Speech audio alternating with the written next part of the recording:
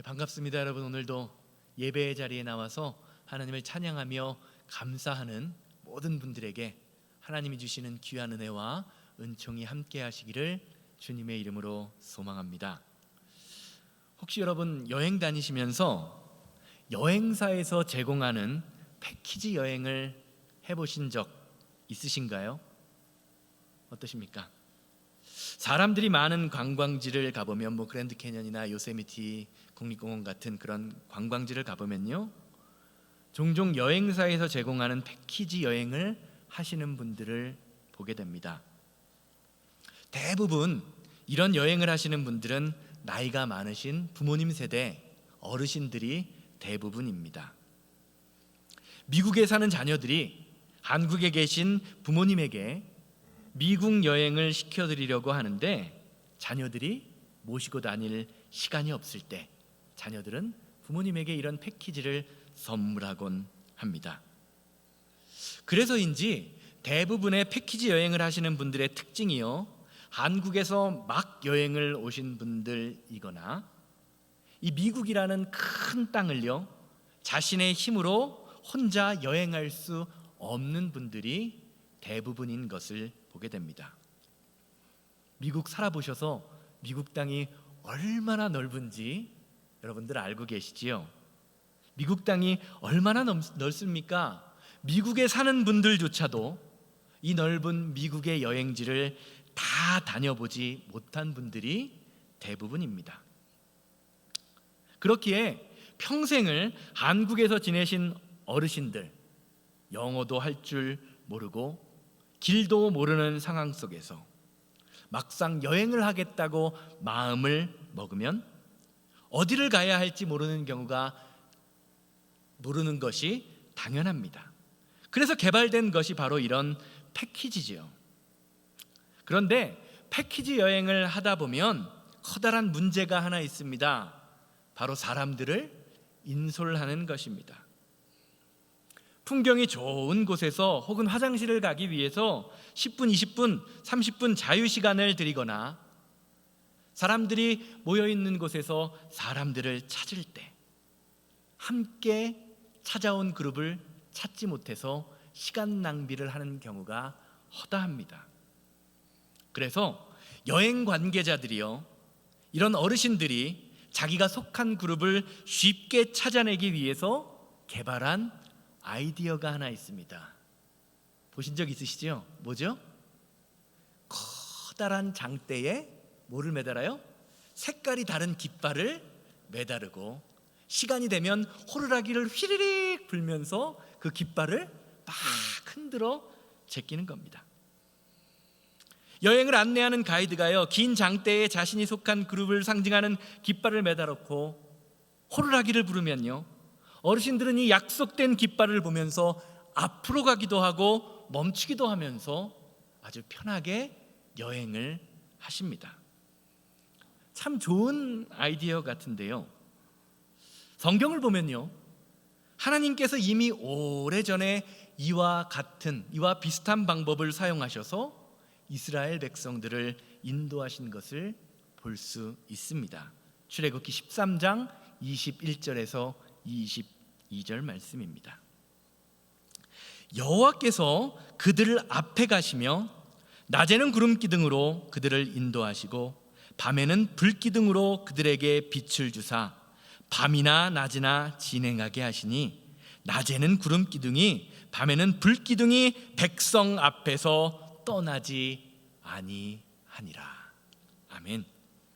사랑하는 여러분, 신앙생활은 앞서가신 주님을 따라가는 것입니다. 그리고 이렇게 우리를 앞서가신 주님을 따라갈 때에 하나님께서 저와 여러분들에게 예비하신 축복의 땅에 이르게 될 수 있습니다. 몇 주 동안 살펴보고 있지만 430년 동안 종살이를 했던 이스라엘 백성들이요, 당시 최고의 군사력을 가지고 있는 이집트에서 탈출한다라고 하는 것은 기적과도 같은 일이었습니다. 더군다나 하나님이 그들에게 약속하신 가나안 땅은요, 젖과 꿀이 흐르는, 농사가 잘 되는 비옥한 땅이라고 알려져 있었기에 가나안 땅으로 향하는 이스라엘 백성들의 기대는요 엄청나게 높았습니다. 그런데 그들에게 문제가 한 가지 있었어요.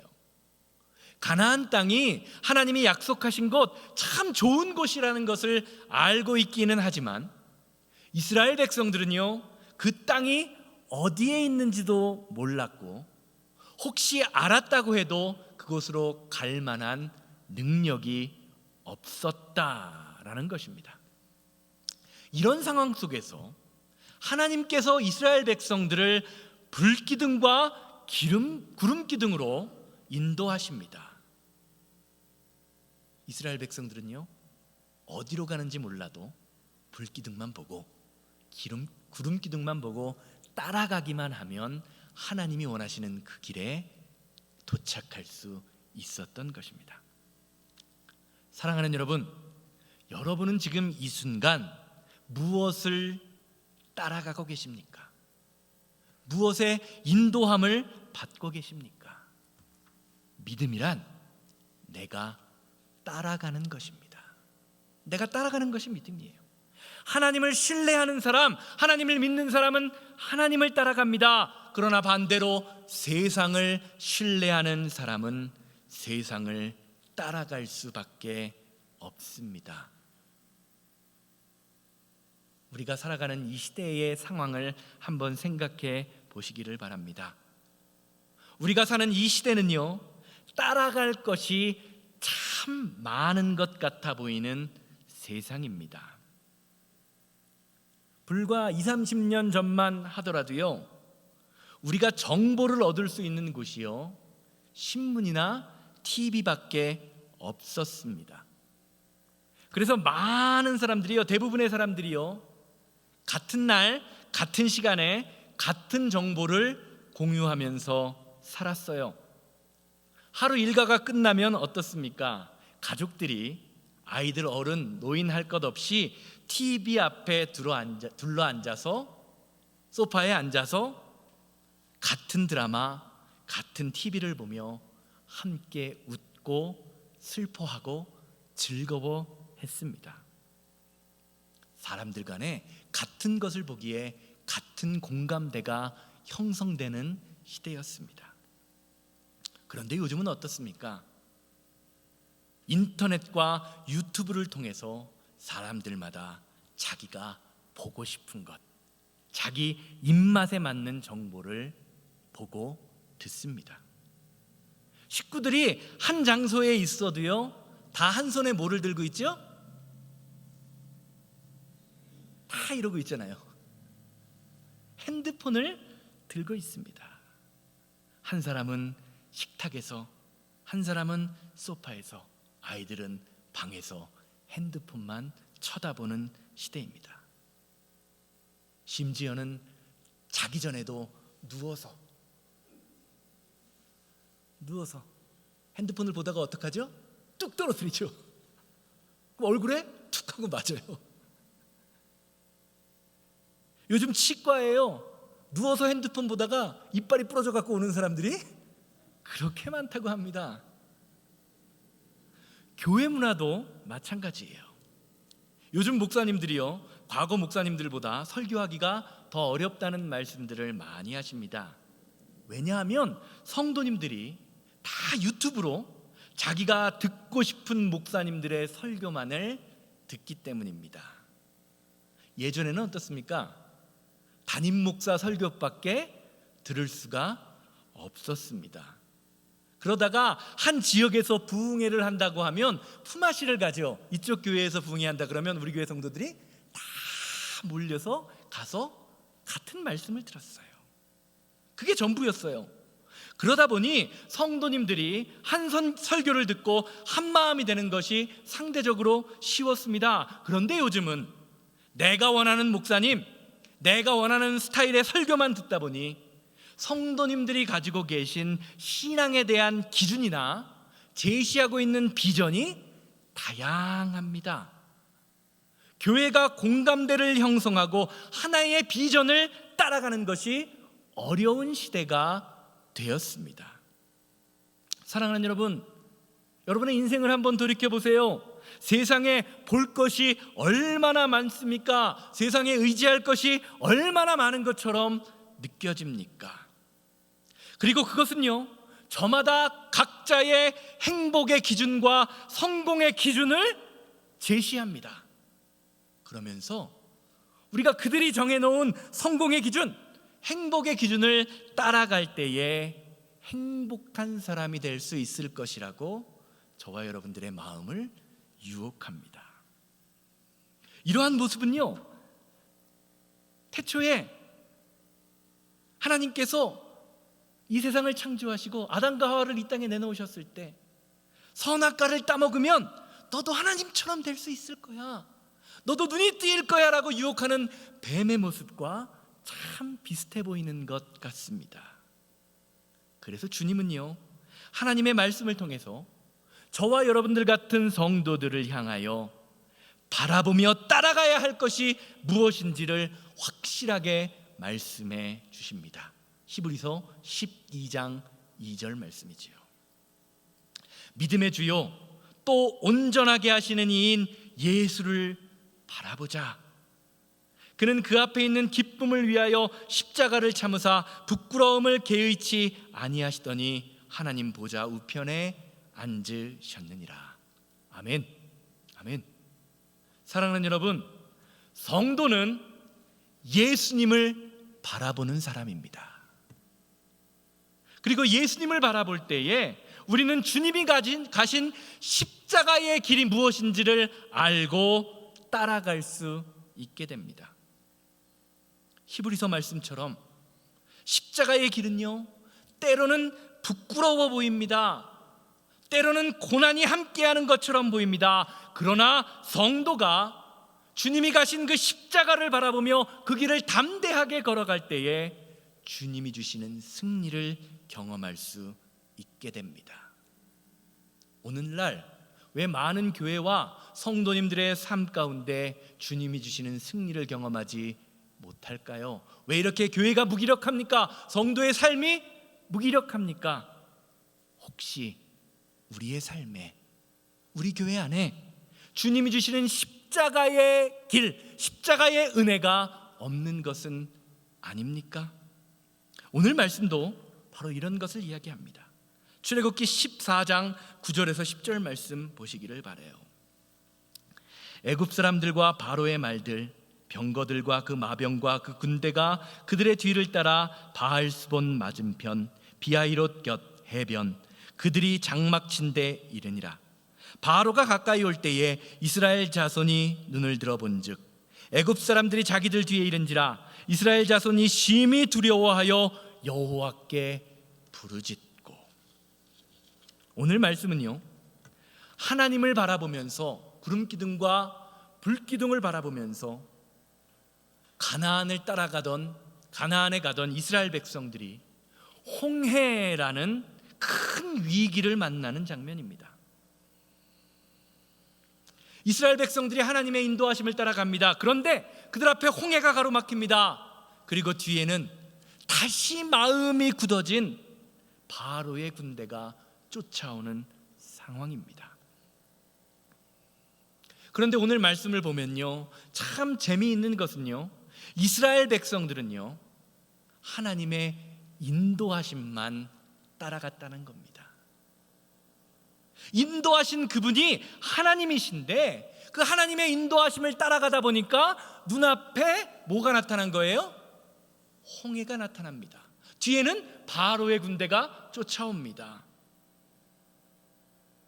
말씀을 따라갔는데 내 삶이요, 죽을 수밖에 없는 상황, 두려움이 내 삶을 주장하는 그런 난처한 상황이 되어버린 것입니다.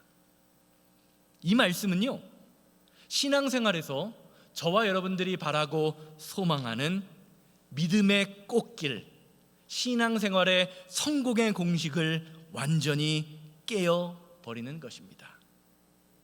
사실 이 시대에 살아가는 저와 여러분들, 말은 안 해도 우리가 바라보는 믿음의 공식이 있어요.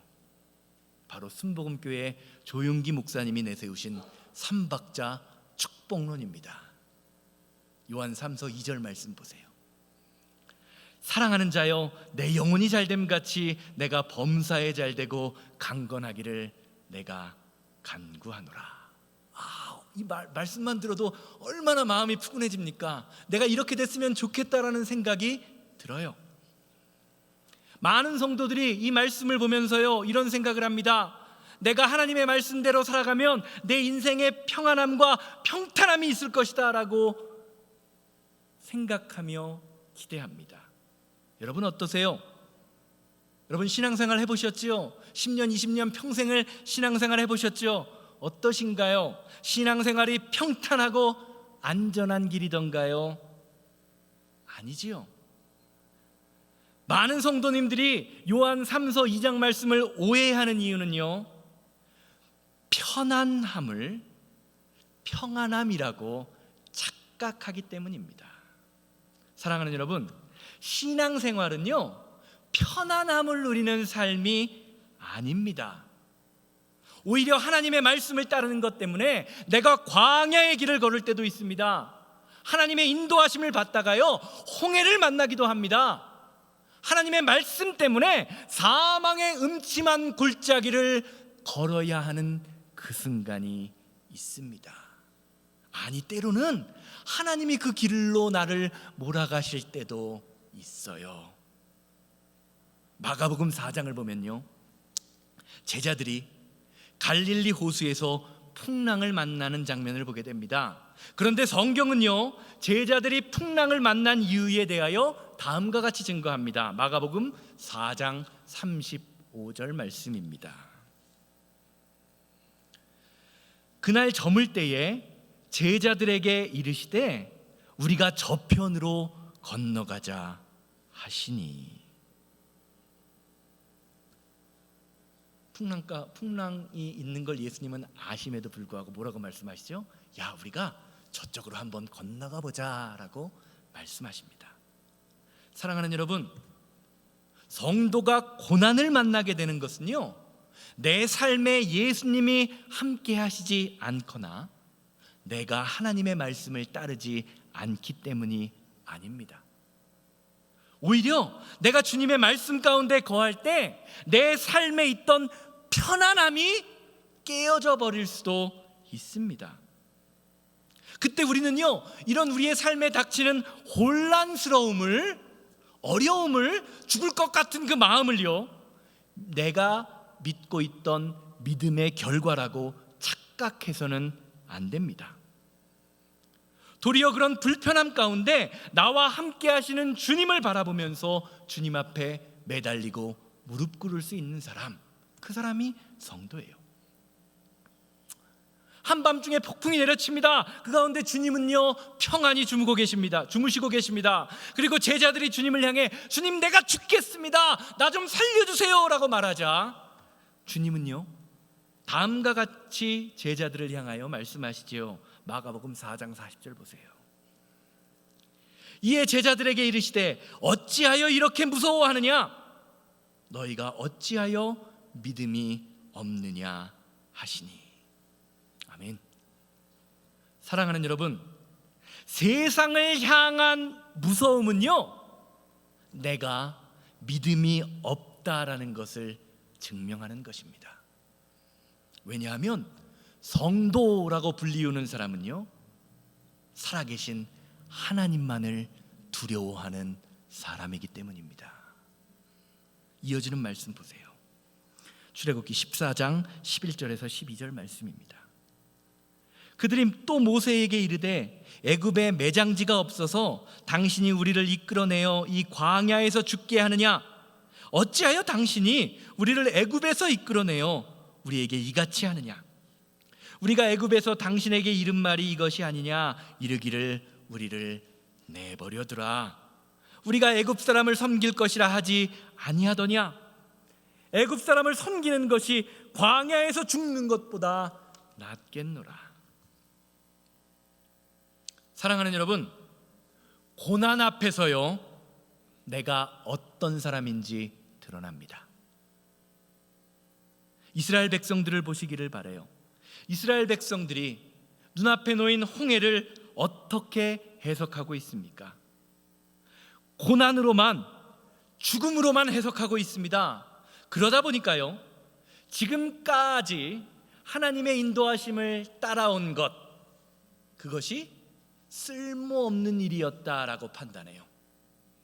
그리고 앞으로 하나님의 인도하심을 받으며 따라가야 할 그 모든 믿음의 여정들이 쓸모없다고 고백합니다. 그리고 하나님을 향해서, 모세를 향해서 불평합니다. 뭐라고요? 나 좀 제발 내버려 두십시오. 사랑하는 여러분, 불평은요, 하나님을 향한 신뢰와 믿음이 없을 때 우리에게 나타나는 모습입니다. 그래서 때로는 하나님께서 저와 여러분들의 영적 상태를 점검하기 위하여 저와 여러분들을 홍해와 같은 고난의 길로 이끌어 가세요. 그런데 오늘 말씀을 보면요, 불평하는 이스라엘 백성들의 모습 속에서 참 흥미롭고 재미있는 점을 발견하게 됩니다. 앞에 읽었던 9절 10절 말씀 다시 한번 보시기를 바랍니다.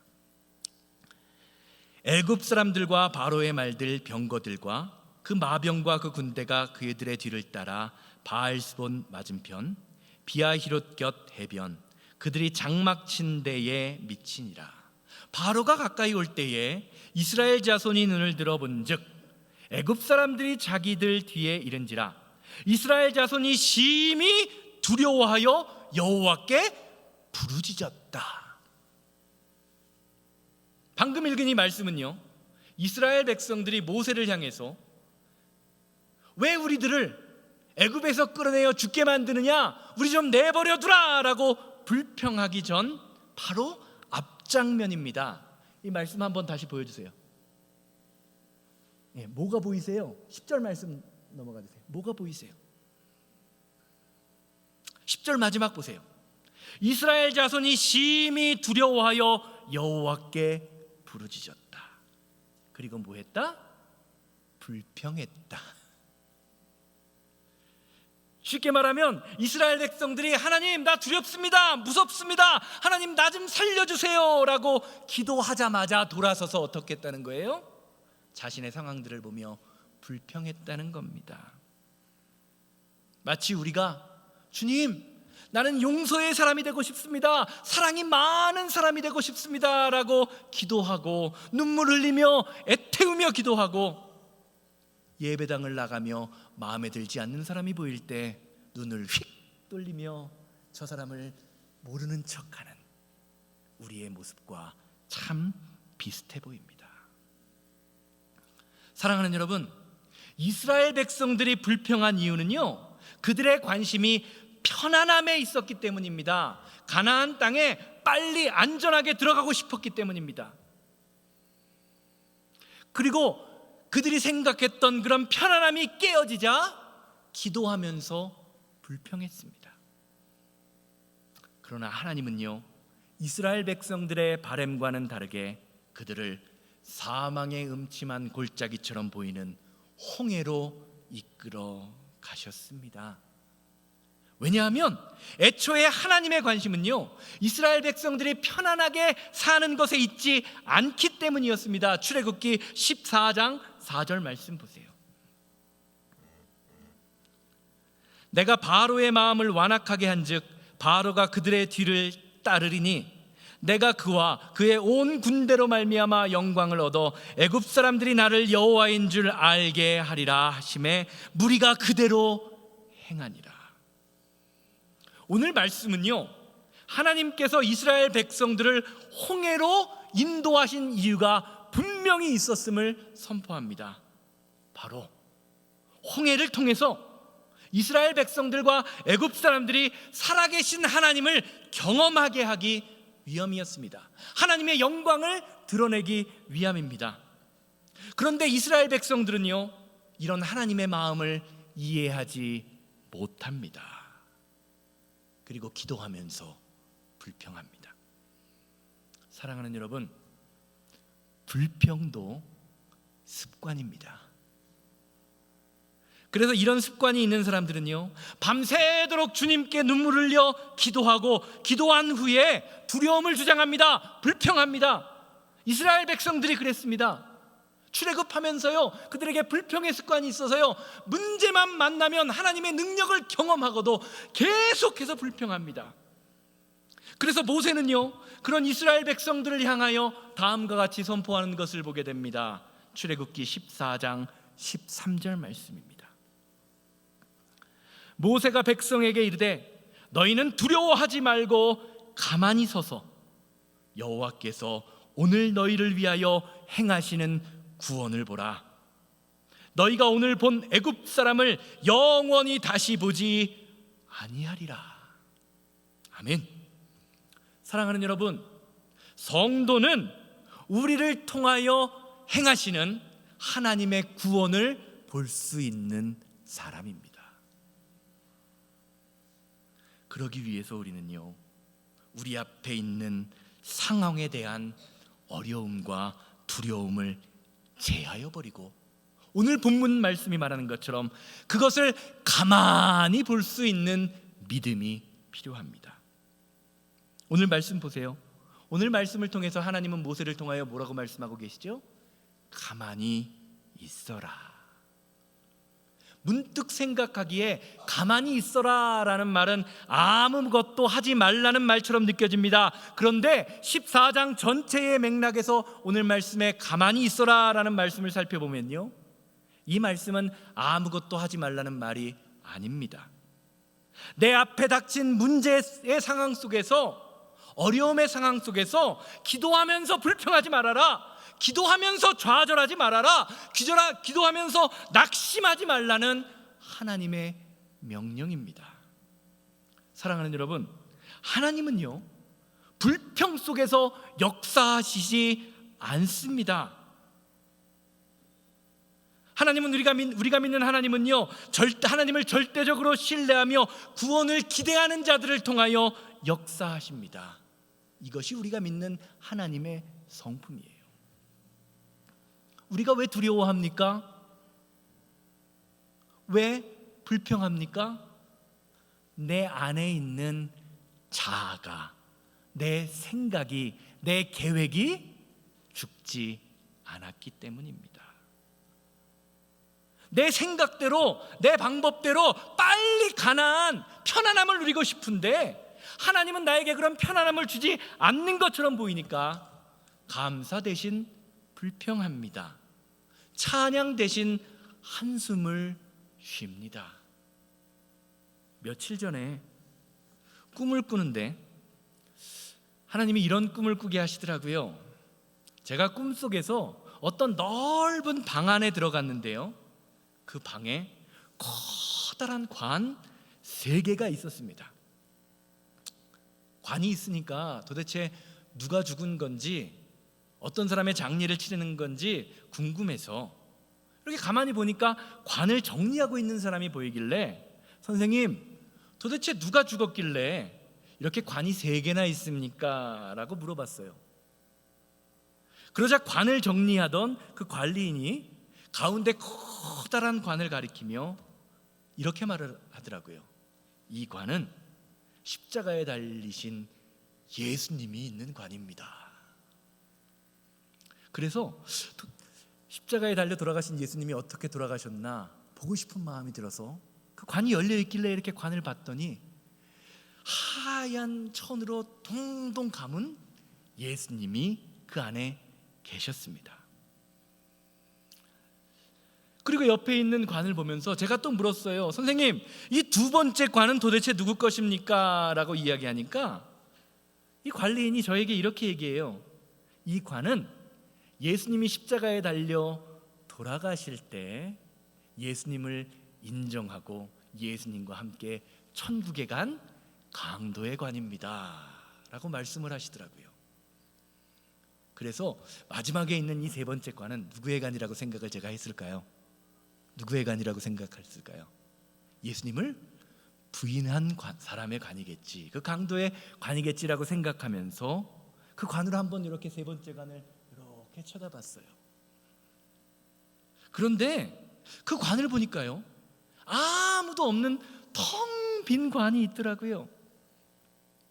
그래서 제가 그 관리인에게 물었습니다. 아니 선생님, 도대체 이 관은 누구의 관이길래 이 관이 텅텅 비어 있는 것입니까? 라고 물었더니 그 사람이 이렇게 대답하더라고요. 글쎄요, 이 관은요, 누가 죽기로 해서 그 사람이 죽으면 이 관에 넣기로 했는데 아직 안 죽었어요. 그 말을 듣고요, 제가 잠에서 확 깼습니다. 그리고 잠에서 깼는데요, 그 꿈이 너무 생생한 거예요.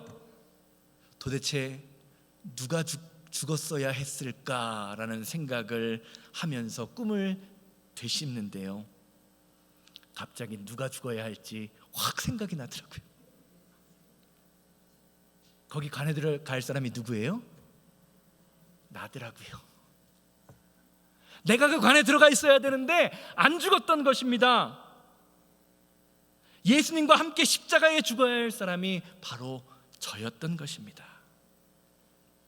사랑하는 여러분, 신앙생활을 하다 보면요, 하나님께서 우리를 홍해처럼 막다른 골목으로 인도해 가실 때가 있어요. 그것은요, 하나님이 실수하셨거나 하나님의 지혜가 부족해서 그런 것이 아닙니다. 내 생각을 내려놓고 우리와 싸우시는 하나님, 우리를 위하여 싸우시는 하나님, 우리를 도우시는 하나님의 은혜를 경험하기 위하여 저와 여러분들이 은혜를 고백하며 믿음을 고백하며 하나님의 말씀대로 믿음의 길을 가기 원하는 하나님의 뜻이 담겨 있음을 믿음으로 볼 수 있어야 하는 것입니다. 마지막 절 말씀 보세요. 출애굽기 14장 14절입니다. 여호와께서 너희를 위하여 싸우시리니 너희는 가만히 있을지어다. 사랑하는 여러분, 우리의 인생은요, 내가 싸우는 것이 아닙니다. 하나님이 저와 여러분들을 위하여 싸우시는 것입니다. 오늘 예배하시는 모든 분들이요, 우리를 위하여 싸우시는, 우리 교회를 위하여 싸우시는, 우리 가정을 위하여 싸우시는 하나님을 경험하게 되기를 주님의 이름으로 소망합니다. 아멘이죠. 결론적으로 말씀드리겠습니다. 오늘 말씀을 준비하면서 문득 신학교 다닐 때 심리학을 가르쳐 주셨던 교수님이 하신 말씀이 생각났습니다. 그 교수님이요, 20대 젊은 청년들을 향하여 이렇게 말씀하시더라고요. 혹시 인생을 살다가 마음에 드는 아가씨나 청년이 있으면 맨날 공원이나 가지 말고 그냥 밥이나 먹고 헤어지지 말고 무서운 영화를 보고 롤러코스터를 타라, 그렇게 말씀하시더라고요. 그래서 학생들이 도대체 왜 그래야 합니까? 라고 물어봤어요. 그러니까 교수님이 이렇게 말씀하시더라고요. 어렵고 무서운 것을 함께 경험하게 될 때 믿음이 생긴다라는 거예요. 상대방에 대한. 남자가, 청년이요, 그 무섭고 힘들고 어려운 상황 속에서 은근슬쩍 손을 잡아주면서 꽉 한 번 더 잡아주면요, 아, 이 남자가 나를 지켜주는구나, 이 남자가 나를 생각하는구나 라는 그 믿음이 생긴다라는 거예요. 사랑이 싹 튼다라는 겁니다. 그 관계가 더 깊어진다라는 거예요. 사랑하는 여러분, 하나님의 인도함을 받다 보면요, 오늘 말씀처럼 홍해를 만나는 것처럼 느껴질 때가 있습니다.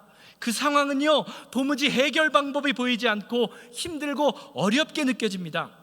그러나 우리가 살면서 그렇게 만나게 되는 사방이 막힌 것 같은, 죽을 것 같은 그런 상황 속에서 우리는 기억해야 할 것이 있습니다. 그 고난의 상황, 그 어려움의 상황, 그 죽음의 상황이요, 하나님의 능력이 가장 강하게 나타나는 곳임을 우리는 믿음으로 고백해야 하는 것입니다. 사랑하는 여러분, 홍해를 만났을 때 우리가 해야 할 일은요, 낙심하는 것이 아닙니다. 두려워해야 하는 것이 아닙니다. 불평해야 하는 것이 아닙니다. 우리를 통해 역사하실 하나님, 우리를 위하여 싸우시는 하나님을 기대하면서 하나님의 말씀에 무릎 꿇고 기도하는 자의 자세로 나아가야 하는 것입니다. 이것이 저와 여러분들이 주님 말씀 가운데 거하며 하나님의 말씀에 순종해야 하는 이유입니다. 너희를 위하여 행하시는 구원을 보라. 이 구원의 능력이 오늘 예배하시는 모든 분들의 삶과 가정과 사업장에 풍성하게 나타나게 되기를 주님의 이름으로 소망합니다. 이 시간 다 같이 자리에서 일어나셔서 원하고 바라고 기도합니다. 부르시고 찬양하실 때 주님,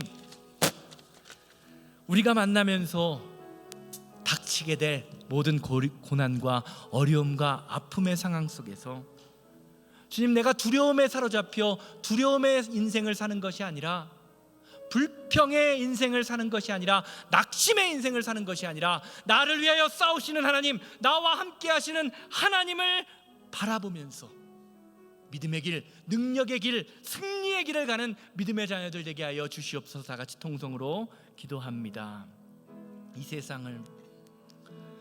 이 세상을 살아가는 동안에 힘을 끈지 할 수 없으니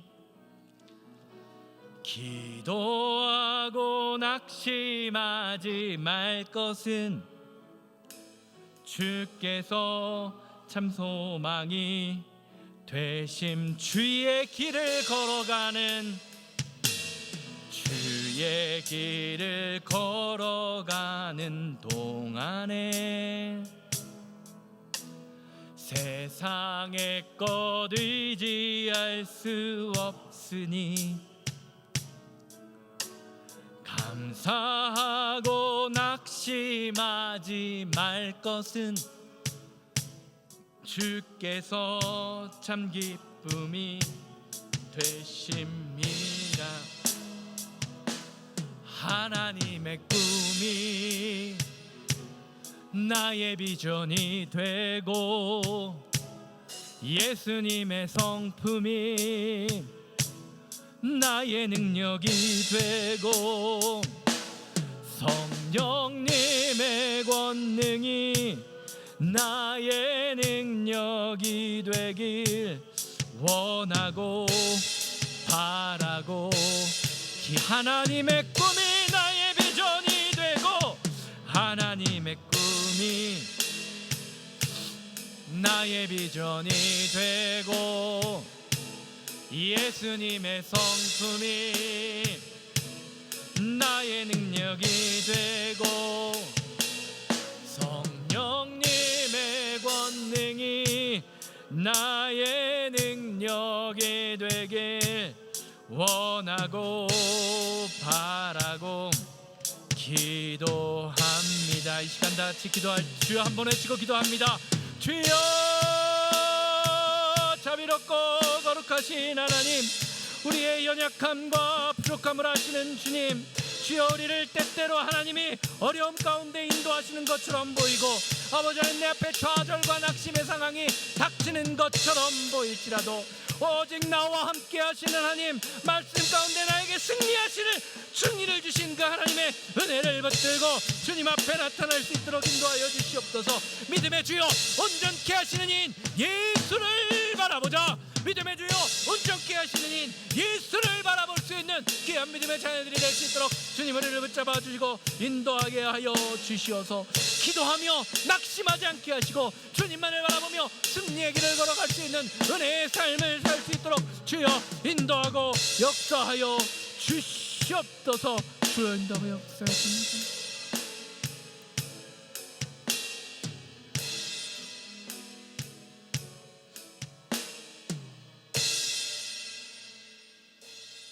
하나님, 우리가 하나님의 길을 간다고 하면서 하나님의 인도하심을 받는다고 고백하면서 때로 우리 앞에 고난이 닥치는 상황, 낙심과 어려움이 닥치는 그 상황 속에서 기도하면서 좌절하고 기도하면서 두려워하고 기도하면서 불평했던 우리의 모습을 볼 수 있게 하시니 감사합니다. 어려움 가운데서 하나님이 우리에게 역사하시고 그 가운데 하나님이 우리를 통하여 행하시는 구원, 우리를 위하여 대신 싸우시는 그 하나님의 역사하심을 경험할 수 있는 믿음의 성도들이 될 수 있도록 주님 인도하여 주시옵소서. 말씀 가운데 순종하고 나를 통하여 우리 교회를 통하여 역사하실 하나님을 기대하는 믿음의 자녀들의 삶을 살게 하여 주시옵소서. 이제는 우리 주 예수 그리스도의 은혜와 아버지 하나님의 거룩하심과 성령님의 감화감동 역사하심이 예배를 마치고 삶의 자리로 돌아가 우리를 위하여 싸우시기 원하는 하나님, 우리에게 승리를 주시기 원하시는 하나님을 경험하기 원하는 우리 성도님들의 삶과 가정과 사업장 만나는 모든 사람들 위해 이제로부터 영원토록 함께 있을지어다.